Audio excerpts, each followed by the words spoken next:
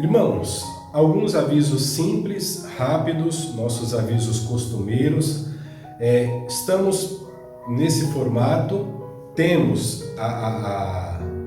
não temos ainda uma data para a retomada dos nossos cultos presenciais, das nossas atividades presenciais. Por hora, nos manteremos nesse formato. Queria ressaltar o culto da manhã. Peço que você acompanhe, você que está me assistindo, se você não viu, eu te convido a ver, fica disponível no canal da igreja, no YouTube.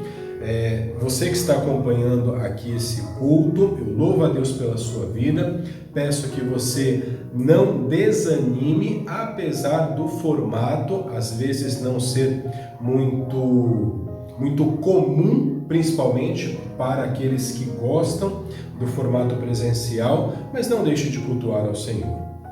Queria reforçar também os nossos encontros, a nossa reunião de oração que ocorre nas quartas-feiras.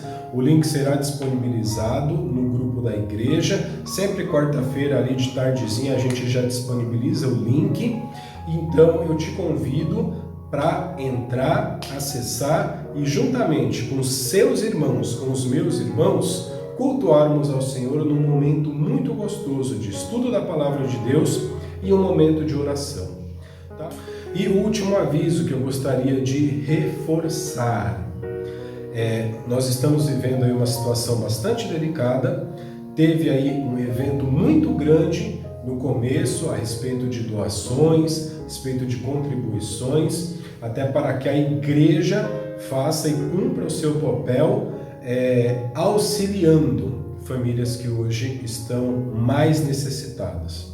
Tá? A igreja está fechada para as suas atividades, mas nós temos a irmã Lúcia, que está ali às segundas e às sextas-feiras na igreja. Se você tem algum mantimento, se você tem alguma coisa que você queira fazer essa doação para compor a cesta que hoje a igreja ela fornece para algumas famílias, fique à vontade, você pode levar nessas duas datas, segundas e sextas-feiras, em horário ali das 8 até umas 16 horas, a irmã Lúcia pode receber, você pode também mandar uma mensagem para a irmã Lúcia, combinar algum horário com ela também, que ela prontamente receberá essas doações. Tá bom? Então fica aí esses 3 avisos. Os nossos cultos permanecerão nesse formato, ao culto de oração nas quartas-feiras, e se você tiver disponibilidade, tiver condições, que você continue a fazer as suas doações de mantimentos ali, para que a assistência social da igreja possa direcionar isso para as famílias que mais precisam. Tá bom? Então esses são os meus avisos, que Deus nos abençoe. Queridos, apenas para lembrá-los também a respeito das obrigações que a igreja tem e continua cumprindo com as suas obrigações. Apesar de não estarmos no formato presencial, abertos aos domingos, mas as obrigações da igreja elas permanecem e nós, como igreja, continuamos honrando os nossos compromissos. Eu gostaria de agradecer àqueles que têm contribuído, têm sido fiéis com seus dízimos e ofertas. Tanto a mim, que sou o segundo tesoureiro, quanto o Manuel, que é o primeiro tesoureiro, nós recebemos esses comprovantes por WhatsApp, na maioria das vezes, e nós contabilizamos. Então eu gostaria de reforçar que você pode continuar fazendo a sua oferta ao Senhor, devolver parte daquilo que o Senhor tem te abençoado através dos dízimos, e nos envie o comprovante discriminando, por favor. É importante essa discriminação para que nós, a administração da igreja, possamos direcionar da forma correta a tua oferta. Dízimo tem um destino, oferta tem um destino, a promessa de fé que é muito importante. Eu te peço que você continue sendo fiel, da mesma forma que nós vemos muitas pessoas com dificuldades. Nós temos os nossos missionários que estão nos campos, que também dependem de Deus, em primeiro lugar, das nossas contribuições para manter o seu sustento. Nós, como igreja, continuaremos honrando aqueles 25 missionários que nós adotamos. E eu te convido a honrar a promessa de fé que você se comprometeu a fazer para que possamos continuar honrando o nosso compromisso com esses missionários. Tá, então eu gostaria de orar mais uma vez, agradecer ao Senhor pelas ofertas e pelos dízimos que são creditados na conta da igreja e te convidar a ser fiel nesse ministério, nesse louvor que é oferecer ao Senhor com parte daquilo que Ele tem nos abençoado. Vamos orar mais uma vez. Senhor meu Deus, te agradeço, Pai, o privilégio que temos de poder ofertar ao Senhor. Te agradeço pelo sustento que Tu nos tem dado, te agradeço pelas condições que Tu tem nos favorecido. Temos a certeza, Pai, que o Senhor está no controle de tudo e que nada, absolutamente nada, nos faltará, Pai. Acreditamos nisso, temos a certeza do Teu cuidado. Te agradeço, Senhor, por todos esses recursos que aqui são colocados, que são direcionados. Peço que Tu oriente a administração dessa igreja para administrar e direcionar da melhor forma os recursos que aqui são destinados, porque isso não nos pertence, pertence ao Senhor. Sê conosco para aqueles que não estão em condições de fazer. Eu oro também por eles, para que o Senhor supra as suas necessidades e que eles tenham a certeza que jamais o Senhor os desamparará. É assim que eu oro e já te agradeço. Em nome do Teu Filho amado Jesus Cristo. Amém.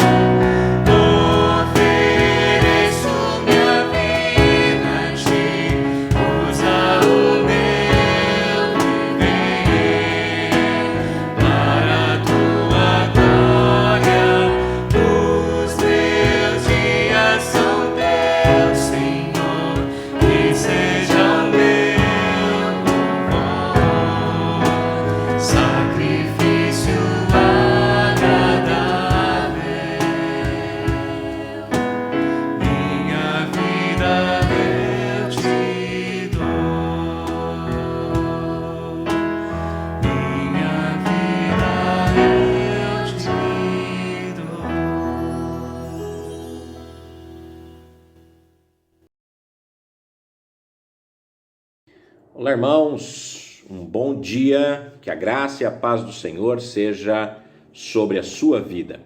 Uma grande alegria podermos estar aqui mais um domingo pela manhã, nesse culto matutino, podendo trazer a palavra de Deus aí para os irmãos da Igreja Batista do Rio Bonito e dos demais irmãos, naturalmente, que acompanham também seu canal aí na internet e estão também nos acompanhando. Desejo a vocês todos um ótimo domingo, que a graça do Senhor realmente esteja sobre a sua vida, né?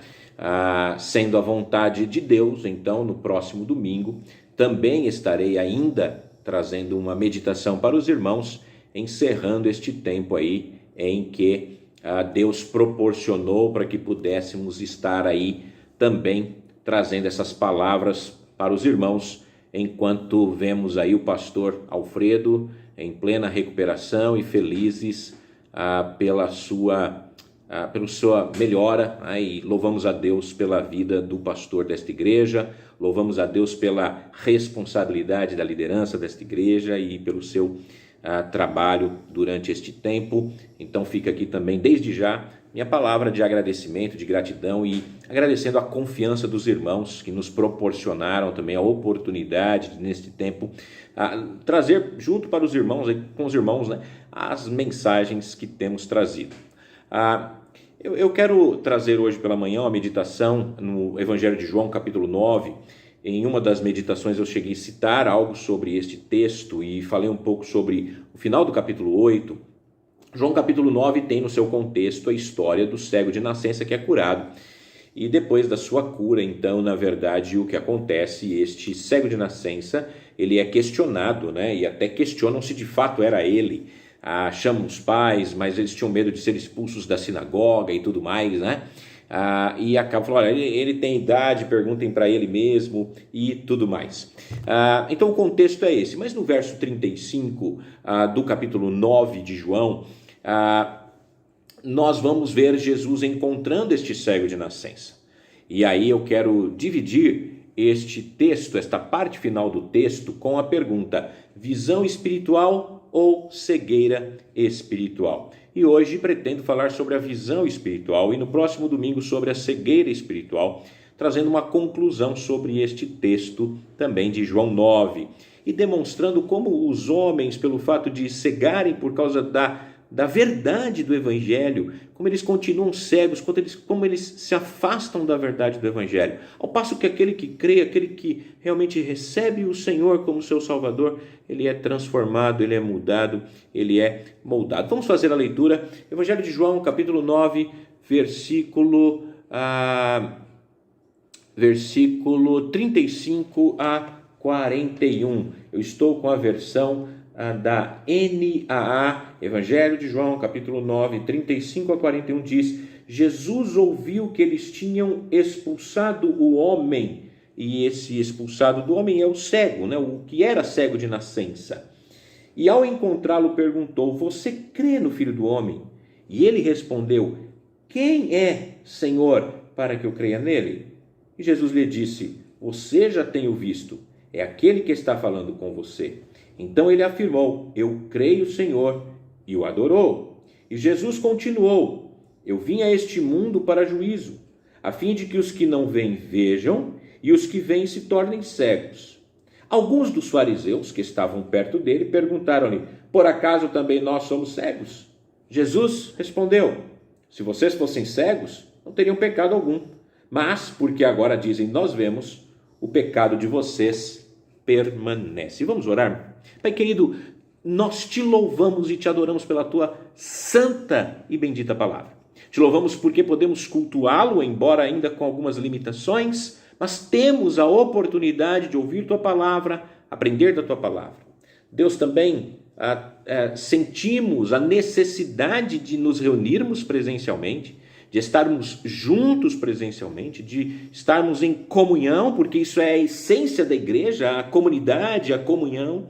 E pedimos então que o Senhor nos proporcione esse retorno, ainda que de modo gradativo e da maneira como o Senhor tem preparado todas as coisas, que seja para a glória e o louvor do teu santo e bendito nome. Deus, eu te louvo pela tua bondade, eu te louvo pela tua graça, eu te louvo pela palavra lida. E agora peço que o Espírito do Senhor nos guie a todo entendimento da tua palavra, de modo que o Senhor venha a ser exaltado por meio da pregação da verdade. Em nome de Jesus Cristo. Amém. Muito bem, que nós temos aqui então visão espiritual ou cegueira espiritual. O milagre de Cristo, né, que cura esse cego de nascença, foi uma impressionante demonstração de poder divino. Um evento que transformou a vida do cego de uma vez por todas. De uma vez por todas a sua vida é transformada. Mas a visão física não era tudo que o Senhor planejou dar a este pobre homem. Jesus estava prestes a fazer algo ainda mais impressionante, que era dar a visão espiritual a este homem. Em toda a Escritura, queridos, a cegueira é usada metaforicamente para representar a incapacidade do homem caído de compreender a verdade divina. Isaías se refere às pessoas cujos olhos são cegos e os que têm ouvidos surdos. Enquanto Jeremias descreve as pessoas estúpidas e sem coração que não têm olhos e não veem, que têm olhos e não veem, que têm ouvidos e não ouvem. Isaías também retratou os líderes espirituais corruptos de Israel como vigias cegos. Séculos mais tarde, Jesus iria denunciar de forma semelhante os fariseus como cegos e guias de cegos. Tal como os líderes, o povo da época de Jesus também não tinha entendimento espiritual, mesmo tendo as Escrituras. E depois da ressurreição e ascensão, Cristo enviou o apóstolo Paulo para os gentios para lhe abrir os olhos, para serem convertidas das trevas para a luz, conforme Atos 26:18. O que era necessário, porque eles também tinham uma compreensão obscurecida da verdade. Em Apocalipse, o Senhor ressuscitado também alertou para a cegueira espiritual, mesmo na igreja. Ele repreende a congregação de Laodiceia com essas palavras: você diz, estou rico, adquiri riquezas e não preciso de nada. Não reconhece, porém, que és miserável, digno de compaixão, pobre, cego e está nu. Assim, nem os judeus religiosos, ou as nações pagãs, ou aqueles mesmos que se professam cristãos, estão isentos desta cegueira. Como se isso não fosse ruim suficiente, a cegueira pecaminosa de quem ama a escuridão e não a luz, e o Deus deste século cega os entendimentos dos incrédulos para que não lhes resplandeça a luz do evangelho da glória de Cristo, que é a imagem de Deus. Aqueles que continuam deliberadamente andando na escuridão espiritual também pode achar que Deus é cego no seu juízo. Mas, na verdade, Deus os entrega à escuridão. Estes tais terão, sem dúvida nenhuma, maior juízo no julgamento de Deus. O Senhor falou com a multidão em parábolas. Por essa razão eu lhes falo em parábolas, para que vendo eles não vejam, e ouvindo não ouçam, ouvindo não ouvem nem entendem. Neles se cumpre a profecia de Isaías. Ainda que estejam sempre ouvindo, nunca entenderão. Ainda que estejam sempre vendo, jamais perceberão. Pois o coração deste povo se tornou insensível e de má vontade. Ouviram com os seus ouvidos e fecharam os seus olhos. Se assim não fosse, poderiam ver com os olhos e ouvir com os ouvidos, entender com o coração e converter-se, e eu os curaria. Isaías, escrevendo sobre os que adoravam ídolos, ele vai dizer: eles nada sabem, nada entendem. Seus olhos são tapados e não conseguem ver, e as suas mentes estão fechadas, não conseguem entender. Isaías 44:18. Aqueles que persistentemente se recusam a acreditar em Jesus, não podiam acreditar porque Isaías disse outra vez: cegou-lhes os olhos e endureceu o seu coração, para que não vejam com os olhos, nem entendam com o coração, e não se convertam, e eu não os cure. Paulo escreveu da incredulidade de Israel. Deus lhes deu um espírito de entorpecimento, olhos para não ver e ouvidos para não ouvirem, até o dia de hoje. Romanos 11:8. Como pecadores espiritualmente cegos, os não salvos são condenados à escuridão, incapazes de ver a luz da verdade divina. Andam em caminhos escuros, fazem da escuridade luz e da luz escuridade. Tateiam sem nenhuma direção, sem um senso de direção. Para aquele que anda nas trevas, ele não sabe para onde vai. Ele participa das obras infrutíferas das trevas. Pertencem ao poder das trevas. Não tem comunhão com Deus, porque Deus é luz. E a única cura para a cegueira espiritual é a fé salvadora no Senhor Jesus Cristo. O Antigo Testamento previu que o Messias iria trazer discernimento espiritual ao povo. Isaías escreveu: as pessoas que andavam nas trevas viu grande luz, e os que habitam na terra da profunda escuridão, sobre eles brilhou a luz. Naquele dia os surdos ouvirão as palavras do livro e não mais estarão em trevas e escuridão, e os olhos dos cegos tornarão a ver, conforme Isaías 2 de Isaías 29:18. Em Isaías 49:6, Deus disse do Messias: é coisa pequena demais para você ser meu servo, para restaurar as tribos de Jacó, para trazer de volta aqueles de Israel, aqui eu guardei. Também farei de você uma luz para os gentios, para que você leve a minha salvação até os confins da terra. Zacarias, o pai de João Batista, disse que o Messias dá luz para os que jazem nas trevas e na sombra da morte. E Jesus aplicou a si mesmo as palavras do profeta Isaías: o Espírito do Senhor está sobre mim, porque ele me ungiu para pregar as boas novas aos pobres. Ele me enviou a curar os quebrantados de coração, a proclamar liberdade aos cativos e restauração da vista aos cegos. Mateus também cita a profecia de Isaías a respeito do ministério de Jesus. As pessoas que estavam nas trevas viu grande luz, e aqueles que vivem na região da sombra da morte, a luz raiou. Jesus disse: eu sou a luz do mundo. Quem me segue não andará em trevas, mas terá a luz da vida. Eu vim ao mundo para que aquele que crê em mim não permaneça nas trevas. Na salvação, Deus nos resgatou do poder das trevas e fomos transportados para o reino do seu Filho amado. Os crentes, uma vez ou outrora, eram trevas, mas agora a luz no Senhor. Não estamos na escuridão, porque estamos como filhos da luz e filhos do dia. Porque Deus nos chamou das trevas para a sua maravilhosa luz. Esta passagem conclui a história do cego, então, a quem Jesus curou, e revela as características da visão espiritual e da cegueira espiritual.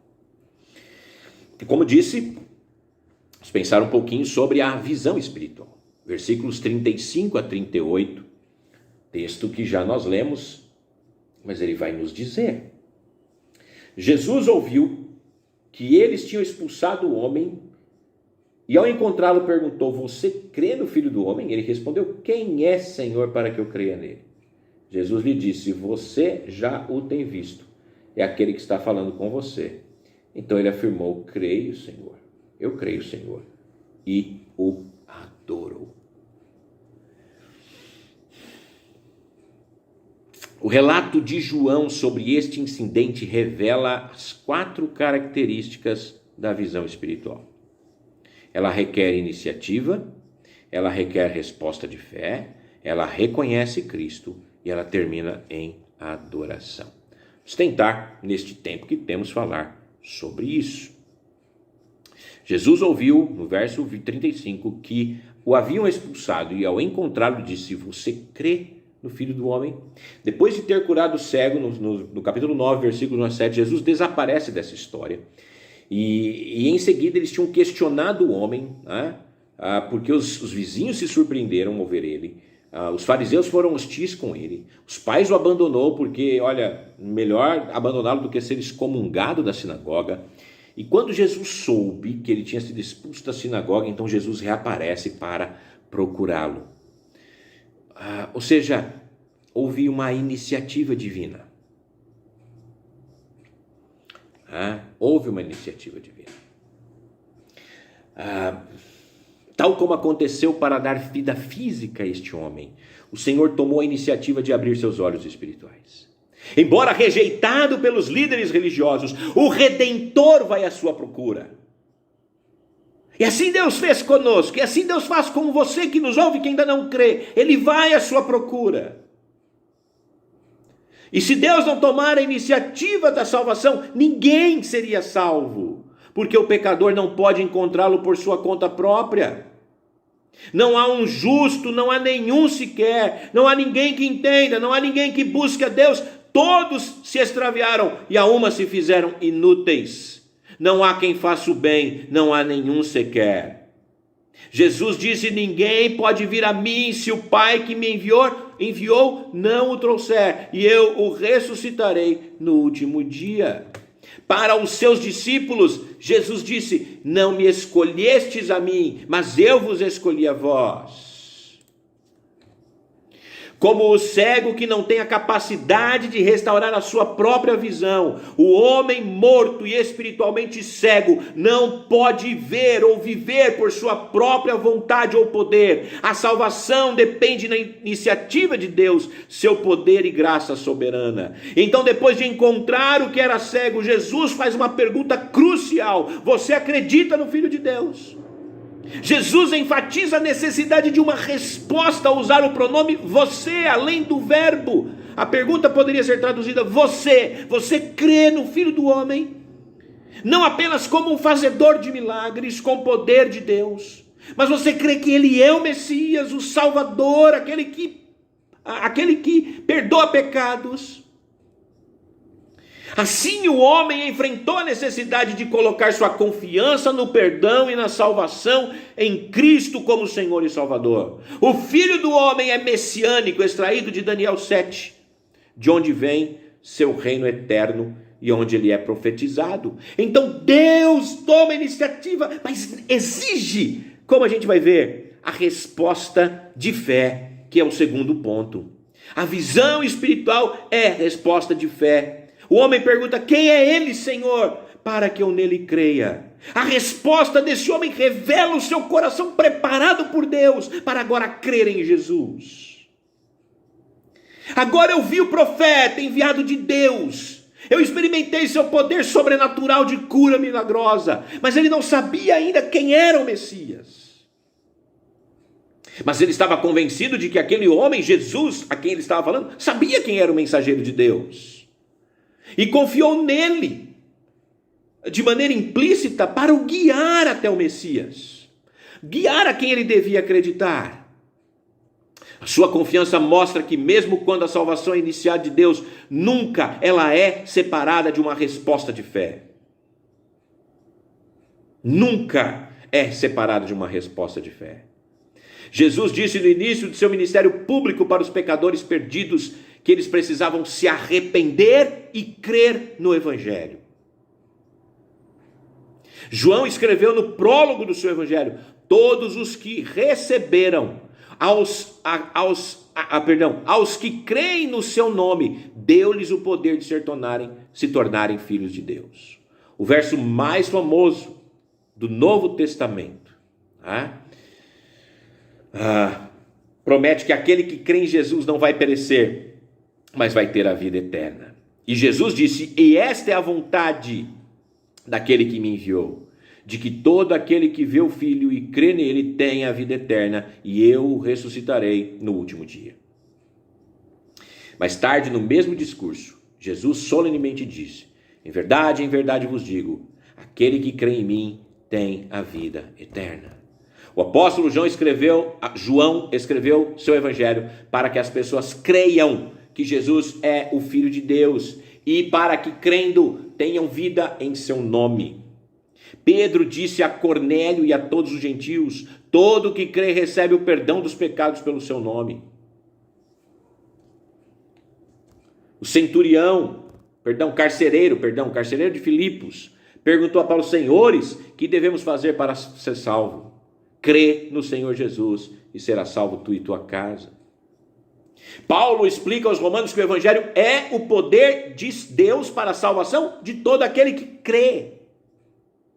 Mesmo sendo essa fé um dom de Deus, que não vem das obras, que não vem da minha capacidade, que não vem do meu poder, mas vem de Deus, para a minha salvação.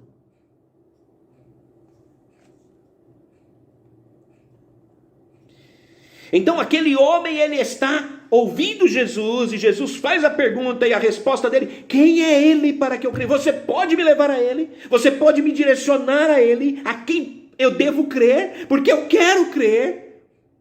Os meus olhos estão abertos para querer. A soberania de Deus escolheu e despertou desta forma os eleitos para responder com fé. E este homem então quer responder com fé.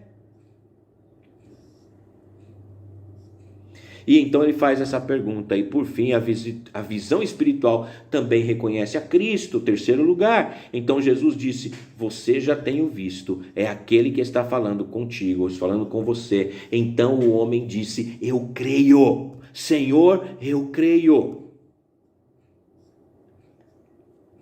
Quando a mulher samaritana se refere à vinda do Messias, Jesus lhe diz: eu sou aquele que fala com você. Aqui a resposta ao pedido do que tinha sido curado sem saber a identidade do filho do homem. Jesus disse, você já tem o visto, é o que está falando com você. O Senhor é apresentado como o objeto da fé salvadora, como ele também tinha feito em Cafarnaum.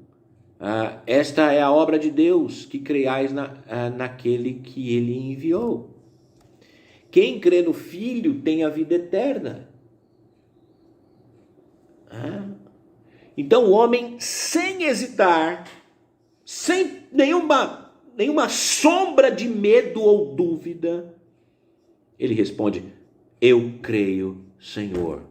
O Espírito de Deus abriu o seu coração para a verdade, revelando a verdadeira identidade salvadora de Jesus, exemplificando o princípio de que Jesus falou no capítulo 7, versículo 17. Aquele que quer fazer a vontade de Deus vai saber se eu ensino de Deus ou se falo de mim mesmo. Deus despertou aquele homem para a sua salvação. E por fim, há um resultado quando cremos. A visão espiritual leva à adoração. Versículo 38, parte B, depois que ele responde isso, e o adorou. Assim, desapareceu o último vestígio de trevas espirituais. Os olhos do coração do homem se abriram e ele viu claramente quem era Jesus. O resultado inevitável disso é sempre a adoração. Charles Spurgeon, pregando sobre esta passagem, resumiu a alegria e o prazer que deve ter sentido esse homem naquele momento. Em seguida, ainda mais, ele agiu como um crente. Ele adorou. Isso prova que sua fé tinha sido real, apresentando seus primeiros frutos. O povo de Deus deve estar feliz com seus irmãos em adoração. Meus momentos mais felizes são quando estou adorando a Deus, quando eu realmente adoro o Senhor Jesus Cristo. É o que mais próximo de como você estará no céu, onde no dia sem noite, vamos oferecer adoração perpétua àquele que está sentado no trono e ao Cordeiro. Para ele, portanto, aquele momento memorável tinha de ser este momento onde ele adorou Cristo. Agora, se Cristo não era Deus, o homem era só um idólatra, um adorador de homens. Se Cristo não era Deus, não somos cristãos, somos todos incrédulos, somos idólatras, tão mal quanto os pagãos, de quem nós muitas vezes sentimos compaixão. Mas Cristo é um homem-Deus, portanto bendiga o seu santo nome. Ele é Deus e nós sentimos que o supremo deleite de sua glória é a adoração. Não podemos chegar diante de Deus enfadado para adorá-lo, porque é Ele que nós devemos dar honra. Ele que nos cobre com o seu próprio manto de justiça. Quando chegamos a Ele, nós não podemos cobrir nossos pés com as nossas asas como fazem os anjos, mas tem o seu sangue e a sua justiça como cobertura para os nossos pés. Se você tem algo digno de honra, de graça, algo honesto que coloque aos pés do Senhor e cante. Coloque aos pés do Senhor e cante. Glória, Senhor, não a nós, não a nós. Glória é tua, não a nós, mas o teu nome, por causa do seu amor e da sua verdade.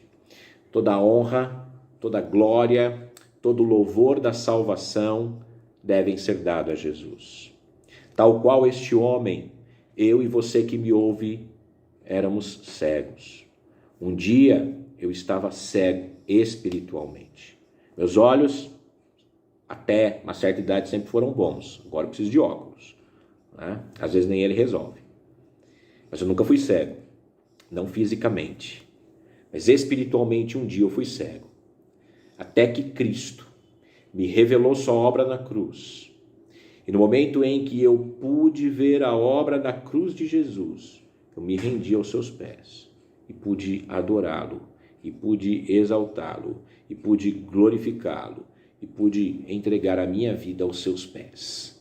Ele se revelou, tirando a minha cegueira e me dando uma nova visão. Meu querido amigo que me ouve e que me assiste nessa manhã, eu quero perguntar a você, você já abriu os seus olhos para Jesus Cristo? Você, tal qual este cego, já disse, Senhor, eu creio, ou Senhor, quem és tu para que eu creia? Porque eu quero crer, porque aquele que crê tem a vida eterna. Aquele que crê vai passar a eternidade com Jesus Cristo. Aquele que crê terá uma vida regenerada, transformada e guardada até a eternidade, ou por toda a eternidade. Convido você nesta manhã a confessar os seus pecados e a reconhecer Jesus como seu Salvador. Confesse ao Senhor, Senhor, eu tenho me afastado, eu não tenho buscado ao Senhor, eu não conheço o Senhor, eu tenho sido cego até hoje, mas o Senhor está abrindo os meus olhos, eu estou começando a enxergar, eu estou enxergando os meus pecados, eu estou enxergando a cruz, eu estou enxergando meu desespero. Perdoa-me, Senhor, e me dá a salvação. Eu creio que Tu és o Filho de Deus e eu quero pôr a minha confiança integralmente no Senhor.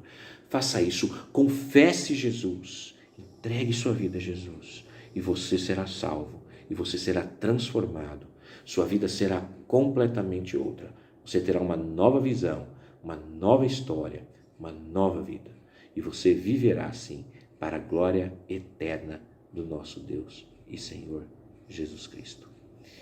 Mais uma vez desejo a todos vocês um bom dia, que Deus os abençoe e até domingo que vem, sendo assim a vontade do nosso Deus. Até mais, que você crê em Jesus, que eu possa lhe chamar também de meu irmão se você ainda não crê.